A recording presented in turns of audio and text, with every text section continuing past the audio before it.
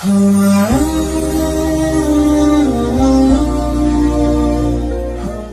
আলাইহিস সালাম চলে গেলেন, ওনার পরের নবী ইদ্রিস আলাইহিস সালাম, উনি মরে নাই। ইদ্রিস আলাইহিস সালাম মরছে, কে বলছে? উনিও মরেছেন। তবে ওনার মৃত্যুর আজীব এক ঘটনা আছে, অনেক লম্বা কথা। এক ফেরেশতার সাথে ওনার বন্ধুত্ব হয়েছিল, বলেছিলেন আমি আকাশ দেখতে চাই, আল্লাহর কাছে অনুমতি চাই। আল্লাহ বলল ঠিক আছে, ইদ্রিসকে আকাশে ঘোরাও।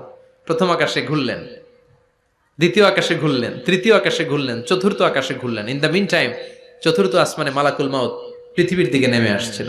ওই ফেরেশতা বলে মালাকুল মাউত আপনি কই যান? মালাকুল মাউত বলে একটু আগে আল্লাহ ফরমান জারি করেছে, চতুর্থ আসমানে আমার নবী ইদ্রিসের রূহ কবজ করো। সুবহানাল্লাহ।